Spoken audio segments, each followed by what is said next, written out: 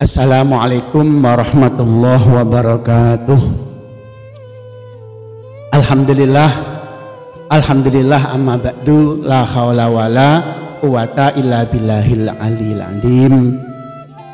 Hadirin Bapak Ibu, para pemirsa rahimakumullah, semoga kita disini muliakan oleh Allah Subhanahu wa taala.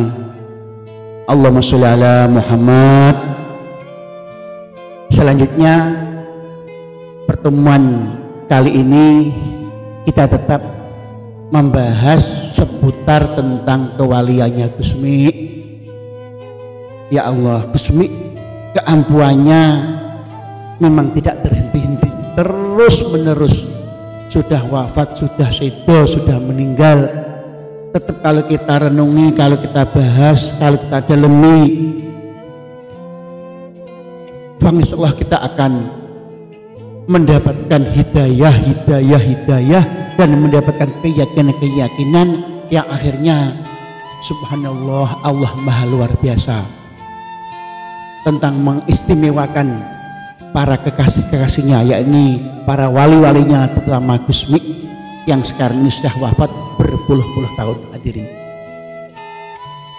ini cerita ini ada beberapa dimensi Mas, ini ya, ada beberapa dimensi. Satu, hubungannya dengan alam dunia. Kedua, nanti cerita ini hubungannya dengan alam mimpi. Jadi dimensi dunia, dimensi mimpi. Yang ketiga, hubungannya kalau kita yakin benar-benar mendapat hidayah di Allah, akan kebawa ke alam ini, alam barzah, alam akhirat, yang selanjutnya insyaallah kita akan bisa kumpul dengan Gusmi, dengan keluarganya Gusmi, dengan Rasulullah, memiliki surganya Allah Subhanahu wa taala. Kejadian ini diawali pada tahun 90-an. Penek ngomong 90-an saja itu. Sebenarnya terjadinya tahun 91. Tahun 90 saya alhamdulillah sempat ketemu Gusmi, sowan dengan Gusmi, sowan pada Gusmi, tepatnya di kota Kediri, tempatnya Pak Abdul Hamid almarhum. Di situ Gusmi bercerita, dawuhi saya itu panjang lebar, sekitar ada setengah jam. Ini yang saya ambil intinya saja. Salah satu dawuh Gusmi mengatakan, Sanusi, ibu nama saya Sanusi, ini pertemuan yang pertama kali dan yang terakhir. Pada waktu itu saya belum paham dan tidak mengerti sama sekali. Ternyata ini bahasa yang begitu tinggi, bahasa yang begitu dalam diartikan. Saya ulangi, ini pertemuan yang pertama kali dan yang terakhir, Sanusi. Besok kita atau kapan-kapan kita bisa ketemu lewat mimpi. Ini dawuhnya Gusmi. Lalu kejadian kedua, Mas, ya, setelah Gusmi sudah meninggal, sudah wafat, sebelum kejadian saya dengan putranya yang namanya Gus Sabut Panotoprojo, sing ganteng itu. Maklum manusia.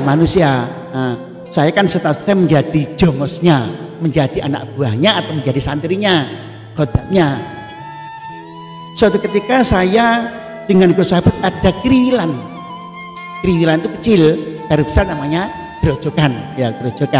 Kalau kriwilan itu namanya kongsolat kecil, tidak ada kefahamanan bersamaan kecil, kalau besar namanya geger. Ada keriwilan kecil, tidak perlu saya ceritakan. Keriwilan itu ternyata terbawa mimpi. Di dalam mimpi saya tuh juga tetap ada keriwilan, mimpi dengan Gus Sabut. Lah tiba-tiba Gusmi menjelma, tiba-tiba Gusmi rawuh. Tadi dari mana datangnya? Pada waktu saya mimpi itu, dan mimpi langsung Gusmi bilang gini, Sanusi, memang kamu tidak salah. saya ulangi ya, Sanusi, hal ini kamu memang tidak salah, tapi karena Gus Sabut itu putra saya, Sabut itu bilangnya anak saya, jadi kamu salah. Saya dalam mimpi itu, dalam mimpi saya diem, tapi perasaan saya itu jawab loh, bingung saya itu, langsung Gus jawab lagi, salah kamu tidak mengikuti kegiatannya Gus Sabut. Terus saya bilang loh, tidak mengikuti, padahal kegiatan Gus Sabut pada waktu itu Mas, masih Jumat Kliwon dan Rebu Pahing. Hati saya menjawab, loh saya ngikuti, loh kamu ngikuti cuman Rebu Pahing, yang Jumat Kliwon kan kamu tidak pernah datang. Terus saya mengatakan, iya saya memang ngikuti Rebu Pahingnya saja, karena ada keliruan sedikit manusia itu ya, saya hanya datang Rebu Pahing, Jumat Kliwon saya tidak datang. Padahal itu pas aku jauh dulu pada waktu itu lama itu waktu itu masih makamnya Mbah Yas Mutik belum begitu dibangun, masih sederhana, makamnya Gus belum dibangun itu ya, mesti sudah tapi masih biasa-biasa. Apa kata Gus Mi? Ingat itu, saya setiap kegiatan saya ulangi, saya acara di dalam Jumat Kliwon ditambah itu saya hadir, saya ikut dikelofilin, saya mengikuti acara dari mulai awal hingga akhir. Bahkan Kusmi ini kita mimpi, bahkan Sanusi, saya mencari dua sosok manusia, saya mencari dua kelompok manusia. Satu, sing banter ikhlase, ketambak karena lillah. Kedua, sing banter oga ikhlase, ning tambak krono abal-abal. Rasanya kayak abal-abal ya, seperti itu. Jadi Kusmi setiap Jumat Kliwon keliling mencari orang sing banter ikhlase lan sing banter gak ikhlase. Sewaktu-waktu saya menginginkan karep, akan saya laporkan, akan saya sampaikan pada putra-putra saya. Itu Gus Dah ngoten niku, Mas. Ya Allah, subhanallah, aku teringat itu pada tahun 90 yang lalu Gus dawuh bisa mengetahui mimpi, dan kalau mimpi saya itu benar-benar saya, itu dawuh Gus Mi. Akhirnya namanya anak buah aku sowan kepada Gus Sabut, saya langsung nangis jungkel-jungkel nyuwun ngapura njaluk pada Gus Sabut. Gus Sabut pasti mengetahui hal ini gitu ya. Nah, kalau mendengar cerita saya ini pasti Gus Sabut bujeng gitu. Aku matur dengan adanya cerita ini, Gus, saya nun sewu ada keriwilan sedikit panjenengan gitu. Terus saya diimpeni Gus Mi hadir dalam Jumat Kliwon, semuanya saya ceritakan. Apa reaksi Gus Sabut? Gus Sabut merasa sewenang ya? Tidak, datar-datar aja itu loh. Gus Sabut cuman bujeng, cuman guyu mesem ngono saja, tidak nyauti, tidak gini-gini, tidak marah, pokoknya menyebut datar-datar aja. Mas, ya sudah, yang penting saya sudah selesai tugas gitu. Akhirnya 2 tahun yang lalu, 2 tahun berikutnya, saya ditimbali Gus Sabut. Gus Sabut ini, Sanusi, coba ceritakan yang kamu ceritakan 2 tahun yang lalu, yang pernah kamu mimpi tentang hal ini.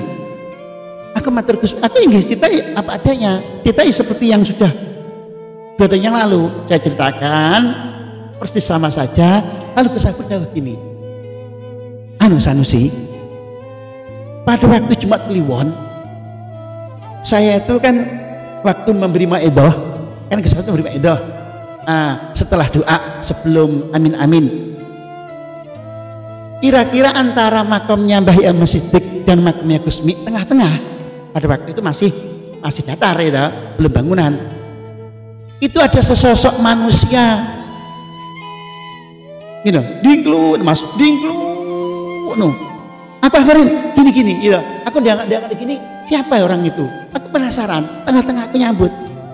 Ketika manusia itu, apa, dangak ini, loh, masya Allah, tersenyum Gusmi. Jadi Gusmi itu silo lungguh di tengah-tengah jamaah di film pada waktu itu. Berarti Kusabut langsung melihat Gusmi, kalau saya kan hanya lihat mimpi. Nah, itulah diantaranya kewaliannya Gusmi, keampuannya Gusmi.